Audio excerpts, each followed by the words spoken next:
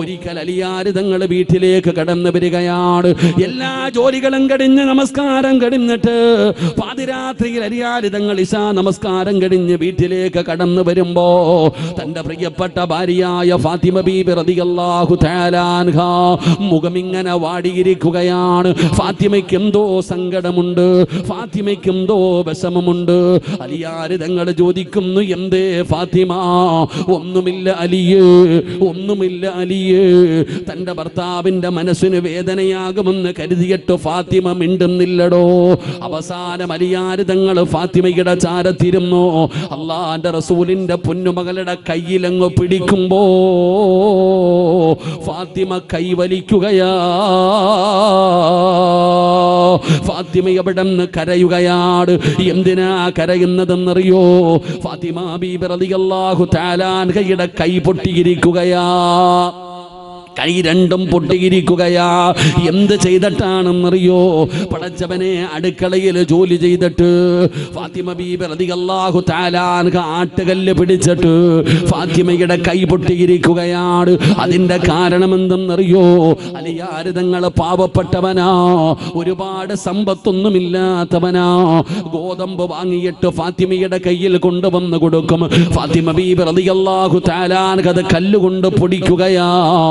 പൊടിച്ച മാവ് കൊണ്ട് വിറ്റിട്ട് കിട്ടുന്ന പൈസ കൊണ്ടാ അവര് ജീവിക്കുന്നത്. അത്രത്തോളം പാവപ്പെട്ടവരാണ്. ആ കല്ല് പിടിച്ചിട്ടാണ് ഫാത്തിമ ബീബി റളിയല്ലാഹു തആല അൻഹയുടെ കൈ പൊട്ടിയിരിക്കുന്നത്. പടച്ച റബ്ബേ, ഇത് പറയുമ്പോ എന്റെ പെങ്ങള് ചിന്തിക്കും, സിറാജ്, കല്ല് പിടിച്ചാ കൈ പൊട്ടുമോ? നിനക്കറിയില്ല ഉമ്മ. ഗൈൻഡറും മെഷീനും പിടിക്കുന്ന നിനക്കതറിയില്ല. അള്ളാന്റെ റസൂലിന്റെ പൊന്നുമോളുടെ കഷ്ടപ്പാട് എന്തെന്നറിയോ? ഹസനും ഹുസൈനും എന്ന് പറയുന്ന രണ്ട് മക്കളുണ്ട്. ഒരു വയസ്സിന്റെ വ്യത്യാസമേ ഉള്ളൂ, ഒരു വയസ്സിന്റെ വ്യത്യാസമേ ഉള്ളൂ. ഈ മക്കളെ എങ്ങനെയാണ് ഫാത്തിമ ഉറക്കുന്നതെന്നറിയോ? അള്ളാഹുവേ, തൊട്ടിലിൽ കിടത്തിയിട്ട് ഒരു കയറ് കെട്ടിയിരിക്കുകയാണ്, മറുഭാഗം തന്റെ കാലിൽ കെട്ടിക്കിട്ടിരിക്കുകയാണ്. പടച്ചവനെ, മാവ് പൊടിച്ചുകൊണ്ടിരിക്കുമ്പോ മക്കള് കരഞ്ഞ ഫാത്തിമ ബീബി റളിയല്ലാഹു തആല അൻഹ തന്റെ കാലുകൊണ്ട് ഇങ്ങനെ ആട്ടിയാട്ടിയാണ് മക്കളെപ്പോലും ഉറക്കിയിരുന്നത്. അത്രത്തോളം കഷ്ടപ്പാടാണ്, അത്രത്തോളം ജോലിയാണ്. അങ്ങനെ പടച്ചവനെ, രണ്ടുപേരും കിടക്കുകയാ. ഫാത്തിമ ഉറങ്ങുന്നില്ല. അലിയാര് നിങ്ങൾക്ക് വല്ലാത്ത സങ്കടമായി. അങ്ങനെ രണ്ടുപേരും കിടന്നുറക്കാൻ അങ്ങനെ കിടക്കുമ്പോ അലിയാര് തങ്ങൾ പറഞ്ഞു, ഫാത്തിമ, നിന്റെ സങ്കടം മാറാൻ, നിന്റെ കഷ്ടപ്പാട് മാറാൻ ഞാനൊരു വഴി പറഞ്ഞു തരട്ടെ ഫാത്തിമ. നിന്റെ പ്രയാസം മാറണം, അതിന് ഞാനൊരു വഴി പറഞ്ഞു തരാ. എന്തേ അലിയേ, എന്തേ അലിയേ? ഫാത്തിമ, നാളെ നീ അല്ലാഹുവിന്റെ പ്രവാചകനെ കാണാൻ പോകണം ഫാത്തിമ. നിന്റെ വാപ്പാനെ കാണാൻ നീ പോകണേ ഫാത്തിമ. നിന്റെ ഉപ്പാടെടുക്കൽ ചെന്നിട്ട് നിന്റെ കൈ കാണിച്ചു കൊടുക്കണം, നിന്റെ കഷ്ടപ്പാട് പറയണം, നിന്റെ സങ്കടം പറയണം. ഉപ്പാന്റെ അടുക്കൽ ഒരുപാട് അടിമകളുണ്ട്. നീ വാപ്പയോട് പറയണം, ഉപ്പാ, എനിക്കൊരടിമയെ വേണം ഉപ്പാ, എനിക്കൊരടിമയെ വേണം ഉപ്പാ. നീ ചോദിച്ചാ നബിതങ്ങൾ തരും ഫാത്തിമ. നിന്നെ വല്ലാത്ത ഇഷ്ടമാ ഫാത്തിമ. നീ ചെന്ന് ചോദിച്ചാ വാപ്പ തരും ഫാത്തിമ. കിട്ടിയാൽ സഹായമായല്ലോ, നിന്റെ പ്രശ്നം മാറുമല്ലോ. ഫാത്തിമ ചിന്തിച്ചു, നല്ലതാണല്ലോ പടച്ചവര്, വാപ്പയുടെ അടുക്കൽ ഒരുപാട് അടിമകളുണ്ടല്ലോ, എന്തായാലും എന്റെ വാപ്പ തരുമല്ലോ.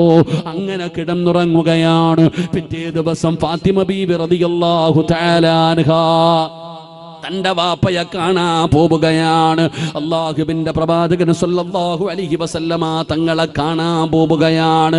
വീട്ടിലേക്ക് കടന്നു ചെല്ലുമ്പോ അല്ലാഹുവിന്റെ റസൂല് വീട്ടിലില്ല. നബി തങ്ങളെന്നൊരു യാത്ര പോയടോ. സുബഹി നമസ്കാരത്തിന് മുമ്പേ നബി തങ്ങൾ പോയടോ. അല്ലാഹുവിന്റെ പ്രവാചകന് വീട്ടിലില്ല. ഫാത്തിമയ്ക്ക് സങ്കടമായി. ഉമ്മയായ ആയിഷ ബീബി റളിയല്ലാഹു തആല അൻഹയോട് തന്റെ കൈ കാണിച്ചു കൊടുത്തിട്ട് കരഞ്ഞുകൊണ്ട് പറഞ്ഞു, ഉമ്മ, വല്ലാത്ത കഷ്ടപ്പാടാ ഉമ്മ, വല്ലാത്ത പ്രയാസമാ ഉമ്മ. വാപ്പ വരുമ്പോ എന്റെ സങ്കടം പറയണം, എനിക്കൊരടിമയെ വേണമുമ്മ, എനിക്ക് സഹായത്തിനൊരടിമയെ വാങ്ങിത്തരണമുമ്മ. ആയിഷ ബീവി അവിടെ നിന്ന് സമ്മതിക്കുകയാണ്. എന്തായാലും വാപ്പ വരുമ്പോ പറയാം ഫാത്തിമ. ഫാത്തിമ ബീബി റളിയല്ലാഹു തആല അൻഹയെ സമാധാനിപ്പിക്കുകയാണ്. അവിടെ നിന്ന് ആയിഷ ബീവി തിരിച്ചു പറഞ്ഞു വിടുകയാ.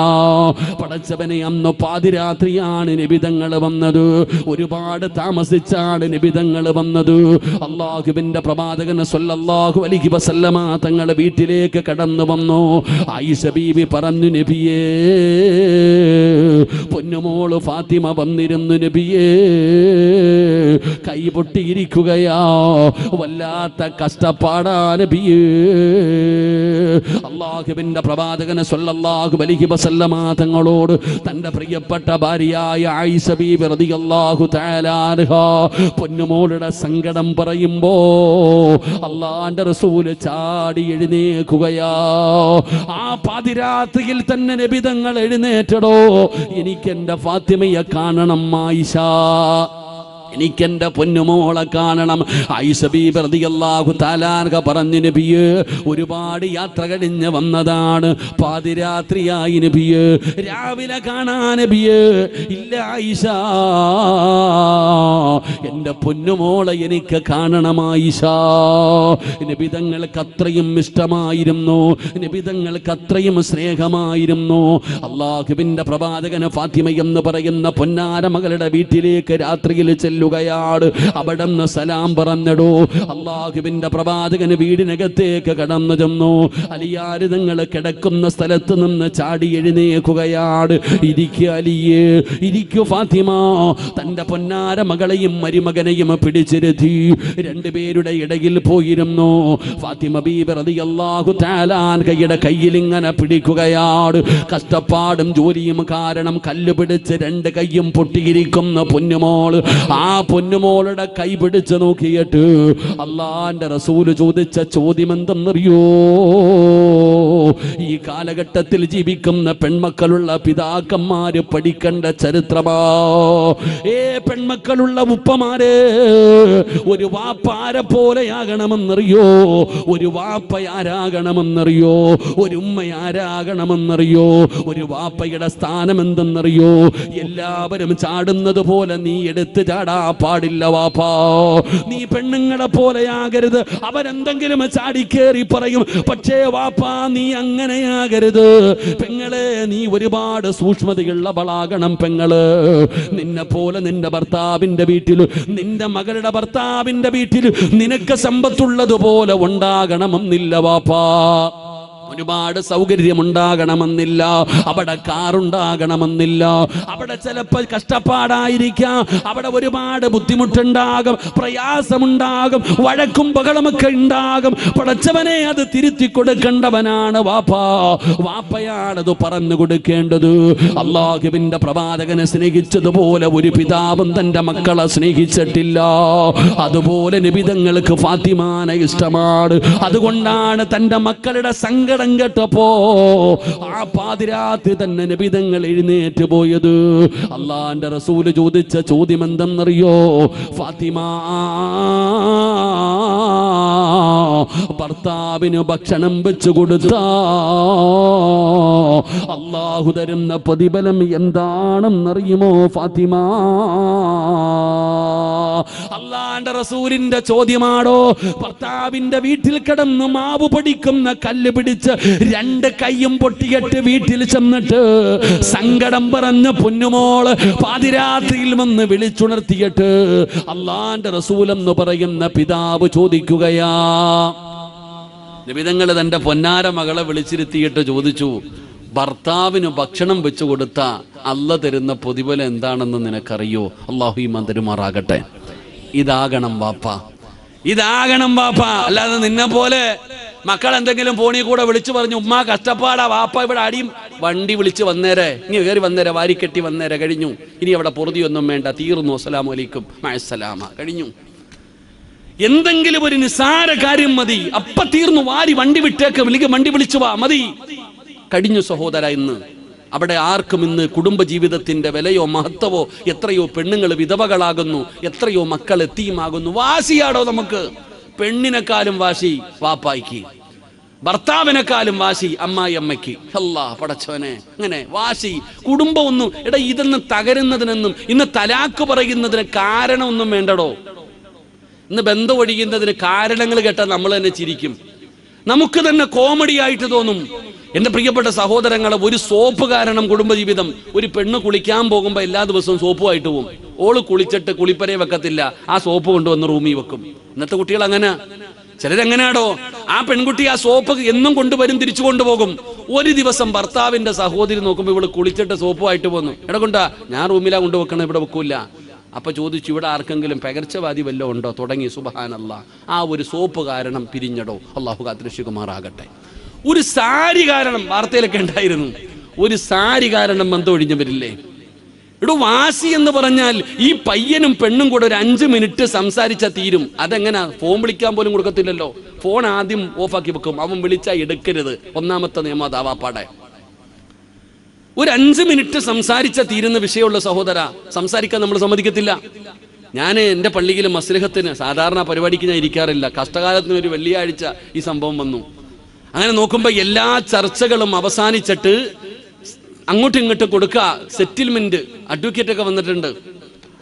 അങ്ങനെ 2 പേരും കൂടെ, ഞാൻ നോക്കുമ്പോൾ ഒരു അടിക്കുള്ള ആളുണ്ട്, 40 പേര് വരും 2 വിഭാഗത്തിൽ നിന്ന്. അങ്ങനെ കമ്മിറ്റി ഓഫീസിലും പുറത്തൊക്കെ ഭയങ്കര ബഹളം. ഞാൻ ഇങ്ങനെ മിണ്ടാതെ ഇരുന്നു. കുറച്ച് കഴിഞ്ഞപ്പോൾ ഒരാൾ ചോദിച്ചു, എന്തേ ഉസ്താദ് ഒന്നും മിണ്ടാത്ത എന്തേ? ഞാൻ പറഞ്ഞു, ഞാൻ എന്നാ പറയാനാ, ഇവിടെ ബദർ യുദ്ധം നിങ്ങളോടൊക്കെ എനിക്ക് സംസാരിക്കേണ്ട കാര്യമില്ലല്ലോ.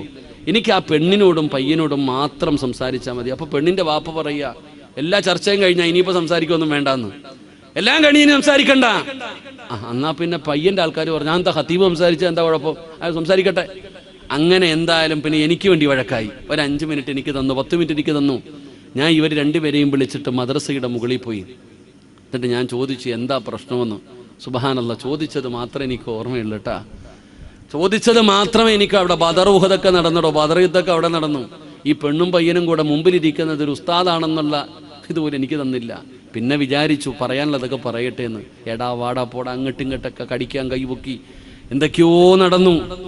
അങ്ങനെ എല്ലാം കഴിഞ്ഞ് ഇടിയും മഴയൊക്കെ കഴിഞ്ഞതുപോലെ എല്ലാം പറഞ്ഞപ്പോൾ ഇത്തിരി വെള്ളമൊക്കെ എടുത്ത് കുടിക്കാൻ കൊടുത്തു. എന്നിട്ട് ഞാൻ ചോദിച്ചു, ചങ്ങായി പോട്ടറാ, കഴിഞ്ഞൊക്കെ കഴിഞ്ഞു, മക്കളൊക്കെ ആയില്ലേ, ഒരു കുട്ടിയില്ലേ, നമുക്കൊന്ന് ജീവിച്ചുകൂടെ, ഒരവസരം കൊടുത്തൂടെ? ഇവളുടെ കൂടെ ജീവിക്കാനോ? സുബ്ഹാനല്ലാഹ്, എന്തെല്ലാം പറഞ്ഞിട്ട് ഇവർ ഒരുമിക്കണില്ലടോ. അവസാനം പിന്നെ 8ാമത്തെ അടകെന്ന് പറയുന്നത് ഞാൻ ചുമ്മാതെ പറഞ്ഞു, നിങ്ങൾ താഴെ ഇറങ്ങിച്ചെന്ന് ഒപ്പിട്ട് കഴിഞ്ഞാൽ നിങ്ങൾ 2 പേരും പിരിഞ്ഞു, ഇനി ഒരിക്കലും നിങ്ങൾക്ക് യോജിക്കാൻ കഴിയില്ല. അവർ പിരിക്കാനിരിക്കുകയാ. അതുകൊണ്ട് എന്തായാലും കുറേ കാലം ഭാര്യ ഭർത്താവായിട്ട് ജീവിച്ചതല്ലേ, അതുകൊണ്ട് നിങ്ങളൊന്ന് കെട്ടിപ്പിടിച്ച് പൊരുത്തമൊക്കെ ചോദിച്ചിട്ട് പൊക്കോ. നിങ്ങൾ പിരിഞ്ഞോ, പക്ഷെ അതിനു മുമ്പൊന്ന് പൊരുത്തം ചോദിച്ചിട്ട് പോയി, ഇനി അവസരമില്ല. ഞാൻ വാതിലടച്ച് പുറത്തിറങ്ങി. കുറച്ചു നേരം കഴിഞ്ഞിട്ടും വാതിൽ തുറക്കുന്നില്ലടോ. എനിക്ക് ടെൻഷനായി.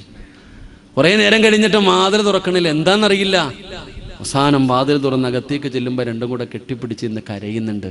എന്നോട് പറഞ്ഞു, ഉസ്താദേ ഞങ്ങൾക്ക് ജീവിക്കണം ഉസ്താദെ, പിരിപ്പിക്കരുത്. പറയാൻ അറിയുമോ എന്ന് എനിക്കറിയില്ല. ഞാൻ അന്ന് അവരോട് പറഞ്ഞൊരു വാക്കുണ്ട്, ഈ പുറകിലത്തെ വാതിലിൽ കൂടെ ഇറങ്ങിയിട്ട് ഏതെങ്കിലും ലോഡ്ജിൽ പോയി റൂം എടുത്തിട്ട് താമസിച്ചോ, വീട്ടിൽ പോകരുതെന്ന്. അള്ളാഹു നമുക്ക് ഈമാൻ നൽകുമാറാകട്ടെ. അവർ 2 പേരും പോയടോ. താഴെ ചെന്നപ്പോൾ അപ്പോഴും എഴുത്തും കുത്തും ബഹളവും നടക്കുക. ഇതാണ് ഇന്നത്തെ കുടുംബജീവിതം. ഒരു 5 മിനിറ്റ് സംസാരിച്ചാൽ തീരുന്ന വിഷയം അത് നിസ്സാരമായി കാണുന്നവർ, അതിന് എല്ലാ സൗകര്യവും മഹല്ലുകളും ഈ ഇങ്ങനെയുള്ള ആൾക്കാരങ്ങ് ചെയ്തു കൊടുക്കാം. ഇപ്പം നമ്മുടെ കൂട്ടുകാരൻ അവൻ എന്നോട് പറഞ്ഞു, ഉസ്താദ് സഹോദരൻ്റെ കല്യാണം, ഉസ്താദ് വരണം കേട്ടോ, നിർബന്ധമായിട്ടും വരണം. എനിക്ക് പോകാൻ പറ്റിയില്ലടോ. പിന്നീട് കോഴിക്കോട് വെച്ച് കണ്ടപ്പോൾ ഞാൻ പറഞ്ഞു, എടാ എനിക്ക് വരാൻ പറ്റിയില്ല, ജാമ്യം എടുക്കാൻ പോയി അടുത്ത്. ഞാൻ പറഞ്ഞു, എടാ പറ്റിയില്ല, എന്തോ തിരക്കായിപ്പോയി. ഇങ്ങനെ ഉണ്ടടാ ജീവിതമൊക്കെ, ഭാര്യയ്ക്ക് എന്തേ, അവൾ എന്നേ പോയി ഉസ്താദെ. ഞാൻ ചോദിച്ചു, എന്ത് പറ്റിയടാ? ബർത്ത്ഡേക്ക് ഗിഫ്റ്റ് വാങ്ങിക്കൊടുക്കാത്തത് കാരണം അവള് പോയി ഉസ്താദെ. സുബ്ഹാനല്ലാഹ്, ബർത്ത്ഡേക്ക് ഗിഫ്റ്റ് വാങ്ങിച്ചു കൊടുത്തില്ലെന്ന്. മസ്ലിഹത്തൊന്നും കമ്മിറ്റി പോയപ്പം സെക്രട്ടറി ചോദിച്ചെന്ന്, എടാ അതൊക്കെ മേടിച്ചു കൊടുത്തൂടെ, ഇപ്പം എന്നെ കുഴപ്പം എന്താ, ഒരു ഗിഫ്റ്റൊക്കെ മേടിച്ചു, ബർത്ത്ഡേ ആഘോഷിച്ചുകൂടെ എന്ന് അയാളും പറയണത്. അള്ളാഹു മന്ത്രിമാറാകട്ടെ. എന്റെ പ്രിയപ്പെട്ട സഹോദരങ്ങളെ, ഇതാണ് ഇന്നത്തെ അവസ്ഥ. എന്നാൽ അള്ളാഹുവിന്റെ പ്രവാചകൻ എന്ന പിതാവ് തന്റെ പൊന്നാര മകളോട് പറയുകയാ, മോളെ ഫാത്തിമ, പഠിക്കണേ ഉമ്മ. നിനക്കും പരാതിയാണ്, നിന്റെ മകൾക്കും പരാതിയാണ്. ഭർത്താവിന്റെ വീട്ടിലെ കഷ്ടപ്പാടാണ്, ജോലിയാണ്, തുണി കഴുകണം, ചോറ് വെക്കണം അടുപ്പത്ത്, അതാ പാത്രം കഴുകണം, എന്തെല്ലാം കഷ്ടപ്പാടാണ്.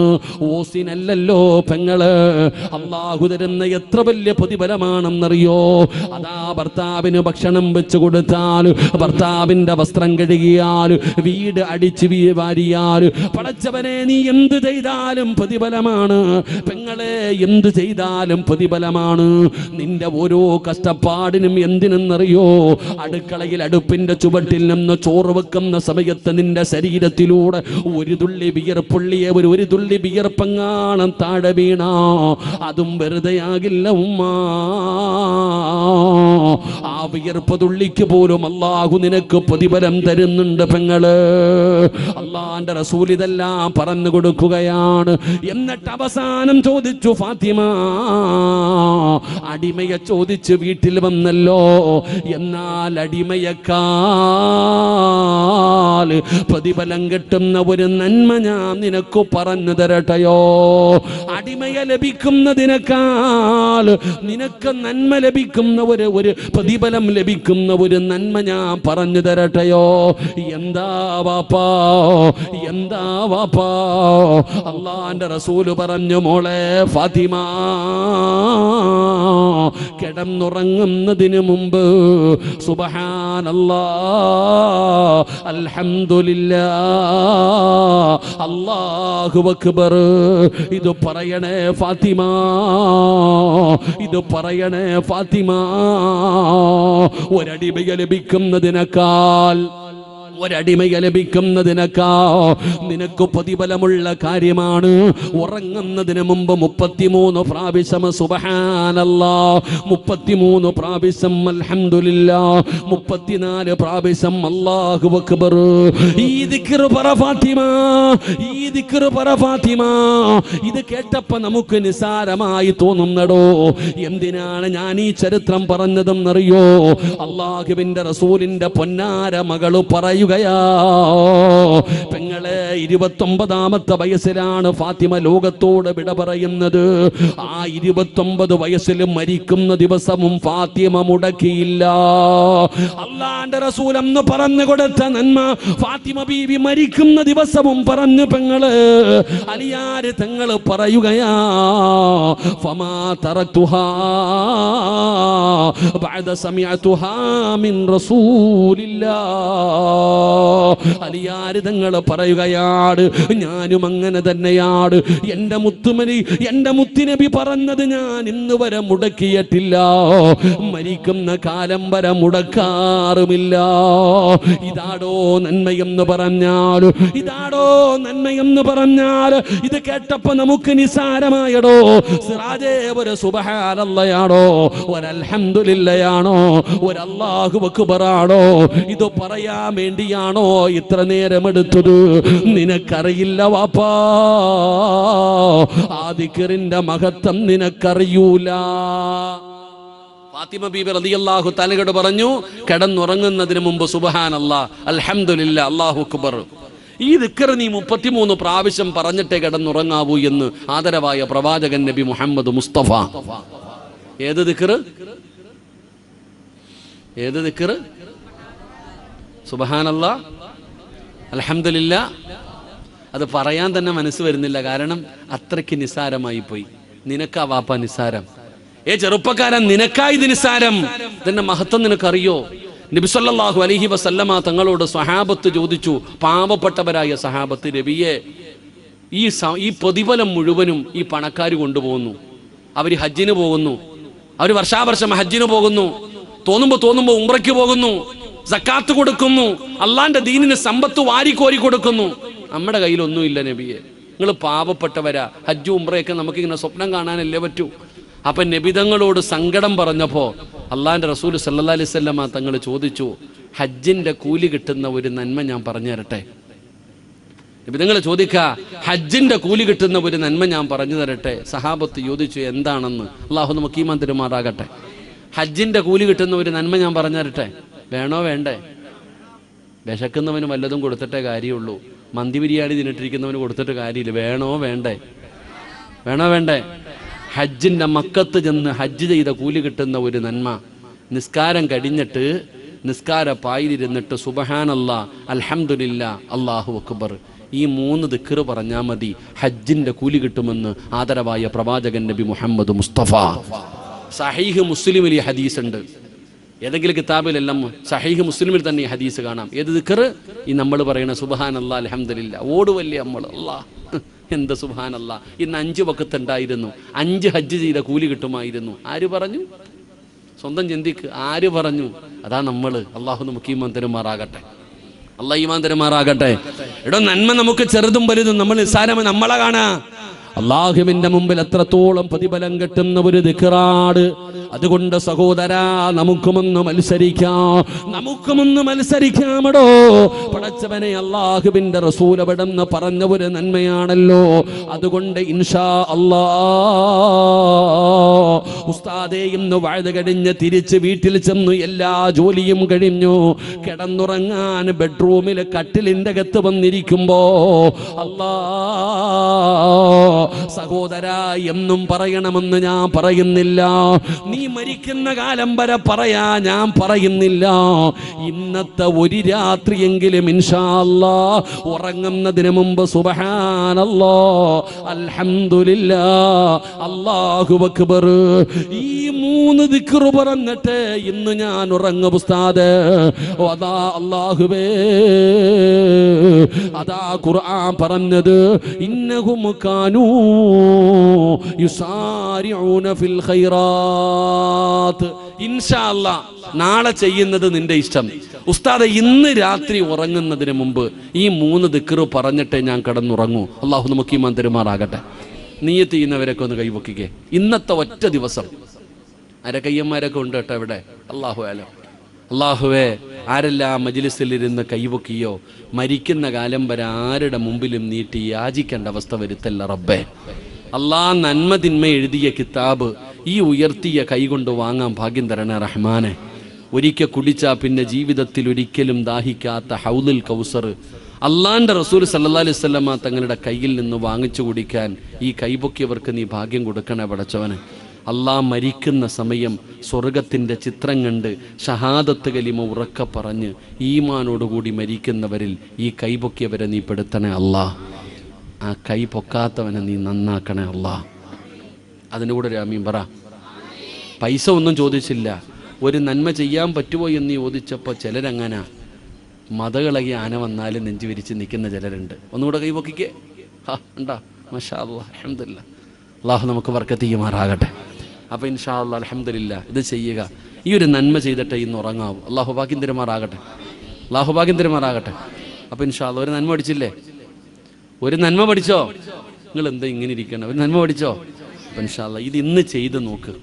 ഇതിന്ന് ഭാര്യയും ഭർത്താവും കൂടെ എന്താ ഇക്ക ഉസ്താദ് പറഞ്ഞു കേട്ടില്ലേടി? സുബ്ഹാനല്ലാഹ് പറ. ഭർത്താവിനോട് ഭാര്യ പറയുന്നത് വയല് കഴിഞ്ഞിട്ട് എഴുന്നേക്ക്, ഉസ്താദ് പറഞ്ഞു കേട്ടില്ലേ? ഈ ദിക്ർ പറഞ്ഞ ഹജ്ജിന്റെ കൂലി കിട്ടും, എഴുന്നേറ്റിരിക്ക് എന്നൊന്ന് പറഞ്ഞു നോക്ക് സഹോദര. ഇന്നു വരെ നിന്റെ ജീവിതത്തിൽ കിട്ടാത്ത ഒരു ആനന്ദം ഇന്ന് രാത്രി ഉണ്ടാകും. അള്ളാഹു നമുക്ക് ഈമാൻ തരുമാറാകട്ടെ. അൽഹംദുലില്ലാഹ്. സുഖമല്ലേ എല്ലാവർക്കും?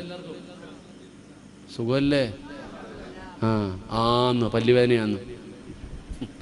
എടാ സുഖമാണോ എന്ന് ചോദിച്ചപ്പോ ആന്ന് പറഞ്ഞവർ, സുഖമാണെന്ന് പറഞ്ഞവർ, തലകുലിക്കവർ, ചിരിച്ചവർ, എൻ്റെ പൊന്നാര കാക്ക, അങ്ങനെയാണോ മറുപടി പറയണ്ടേ?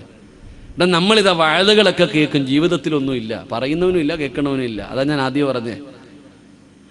നബി സല്ലല്ലാഹു അലൈഹി വസല്ലമ തങ്ങൾ ഒരിക്കൽ മസ്ജിദുൻ നബവിയിൽ ഇരിക്കുമ്പോൾ ഒരു സഹാബി പള്ളിയിലേക്ക് കയറി വന്നു. നബി തങ്ങൾ ചോദിച്ചു, യാ ഫുലാൻ, ചങ്ങാതി സുഖമാണോ?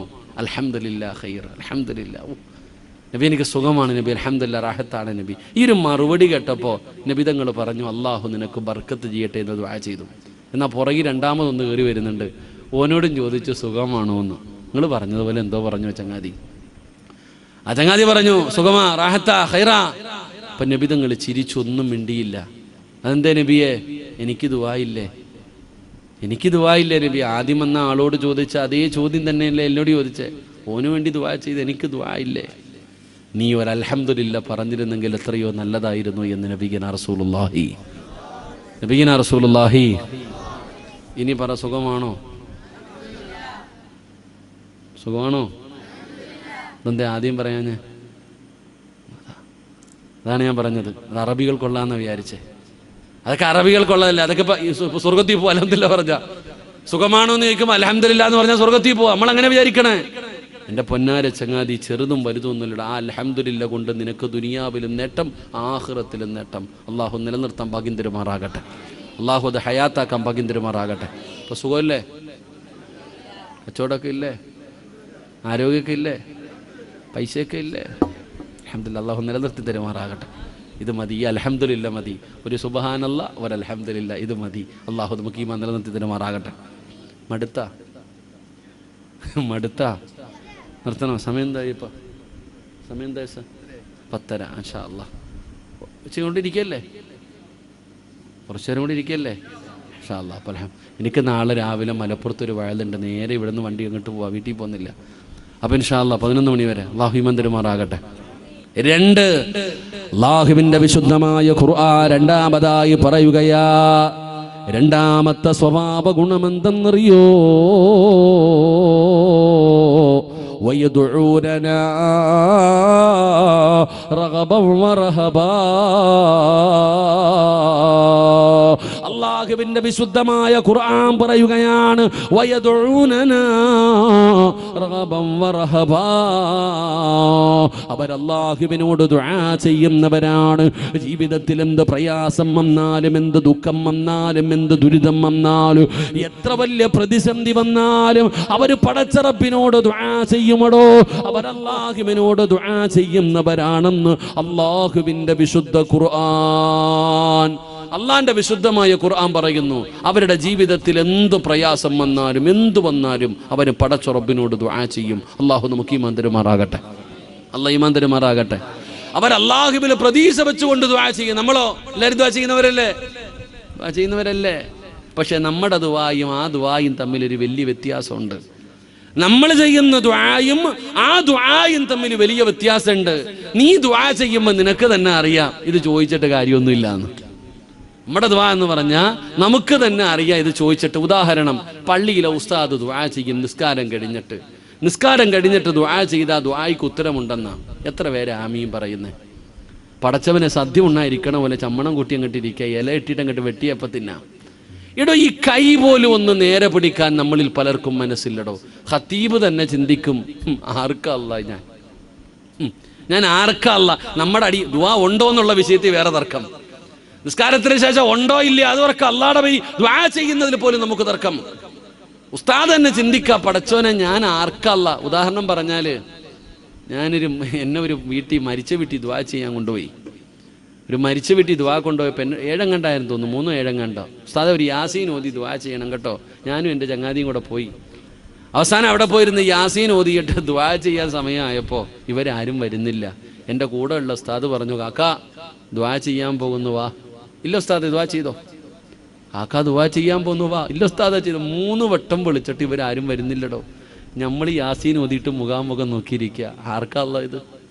അവർ ചെമ്പിൻ്റെ സൈഡിൽ നിൽക്കുക. അങ്ങനെ യാസീൻ ഓതി കളയാൻ പറ്റുമോ? ഒരു യാസീൻ ഓതി വെച്ചിരിക്കല്ലേ, വേസ്റ്റാക്കാൻ പറ്റുമോ? ഞാൻ അവസാനം ദുആ ചെയ്തു, പടച്ചോനെ ഇതെൻ്റെ വാപ്പാടെ ഖബറിലേക്ക് കൊടുത്തേക്കണം അല്ലാഹ്. ഇപ്പം എൻ്റെ കൂടെ ഇരുന്ന ഉസ്താദെ അല്ലാഹു ഈ ഉസ്താദിൻ്റെ വീട്ടിൽ ആരെങ്കിലും മരിച്ചിട്ടുണ്ടെങ്കിൽ അവർക്കും കൊടുക്കണേ പടച്ചോനെ. കാരണം ഇതേപോലെ പള്ളിയിലെ ഖത്തീബിൻ്റെ അവസ്ഥ. പള്ളിയിലെ ഖത്തീബും ദുആ ചെയ്താൽ നേരത്തെ ഇങ്ങനെ നോക്കിയിരിക്കുക. വാപ്പാക്കൊക്കെ ശബ്ദം ഉണ്ടോയെന്ന് ജനറൽ ബോഡിയിലൊക്കെ പോകണം, അപ്പോഴറിയത്തുള്ളൂ ഉപ്പാടെ ശബ്ദം എന്താന്ന്. എടാ, ഇനി അങ്ങനെങ്ങാനും പോട്ടെ, ഇനി ആമീൻ പറഞ്ഞാലോ? ദുആ ചെയ്യുന്ന സമയത്ത് ഇങ്ങനെ ആമീൻ കേൾക്കുന്നുണ്ട്, ആമീൻ. അല്ലാഹ് ഉസ്താദ് നോക്കണം, ആരാ അല്ലാഹ് ഇന്ന് പതിവില്ലാതെ ഉസ്താദ് ഉഷാറായി ദുആ നീട്ടി. അല്ലാഹ് നീ സ്വർഗം കൊടുക്കണേ, അല്ലാഹ് നല്ല മരണം കൊടുക്കണേ, അല്ലാഹ്. ഈ ചങ്ങാതി ആമീൻ ആമീൻ ആമീൻ. ഇവന്റെ ആമീന്റെ നീട്ടം കണ്ടിട്ട് ചാരിയിരിക്കണ വാപ്പനെ നോക്കുന്ന, ആരാ അല്ലാഹ് പതിവില്ലാതെ ഇന്ന്, ആരാ അല്ലാഹ് ഇങ്ങനെ നോക്കുമ്പോ ഒരു ചങ്ങാതി. അപ്പോൾ ഉസ്താദിന് തന്നെ സംശയം, ഇവൻ കിളി പോയതല്ല ആണോ പറച്ചന് അറിയില്ലല്ലോ. ഇങ്ങനെ ഇരുന്ന് ആമീൻ പറയണ്. ഉസ്താദ് ഇങ്ങനെ നോക്കുമ്പോൾ ഓൻ 2 കൈ ഇങ്ങനെ പൊക്കി പിടിച്ചിട്ടുണ്ട്. ഉസ്താദ് നല്ലതുപോലെ ഒന്ന് നോക്കി. അപ്പോഴാ കാണുന്നത് പോക്കറ്റിനകത്ത് തെളിഞ്ഞു കാണാം, നാളെയാണ് ശനിയാഴ്ച ബമ്പർ. പടച്ചവനെ ലോട്ടറി പോക്കറ്റിൽ. അള്ളാഹു കാത്തിരക്ഷിക്കുമാറാകട്ടെ. ആമീൻ പറയടോ. അള്ളാഹു കാത്തിരക്ഷിക്കുമാറാകട്ടെ. ഇതാ അവസ്ഥ. ഇതാണ് ഇന്നത്തെ ദുആയുടെയൊക്കെ അവസ്ഥ. ആമീൻ പറയുന്നവൻ്റെ അവസ്ഥ ഇതാ. അള്ളാഹു നമ്മളെ കാത്തിരക്ഷിക്കുമാറാകട്ടെ. ഓണബമ്പറൊക്കെ എടുത്തോ? എത്ര കോടിയായിരുന്നടോ ഓണബമ്പർ? എത്ര കോടിയായിരുന്നു? ഒറ്റ മനുഷ്യനും അറിയത്തില്ല. എല്ലാ മലക്കുകൾ, ഞാൻ മാത്രമേ ഉള്ളൂ മനുഷ്യനായിട്ട്. നിങ്ങൾക്ക് ആർക്കും അറിയത്തില്ല ഓണബമ്പർ എത്രയാന്ന്. എടുത്തു വെച്ചിട്ട് ദുആയും ചെയ്തോണ്ടിരക്ക അല്ലാ അടിക്കണേ അല്ലാ. എത്ര ആയിരുന്നു? 25 എത്ര ആക്കാ? 25 മൈക്ക് സെറ്റ് ആരാ അറിയ? 25 കോടി. പടച്ച റബ്ബേ, എവിടെ കൊണ്ടുവെക്കാനാ? അല്ലാഹു കാത്തിരക്ഷിക്കുമാറാകട്ടെ.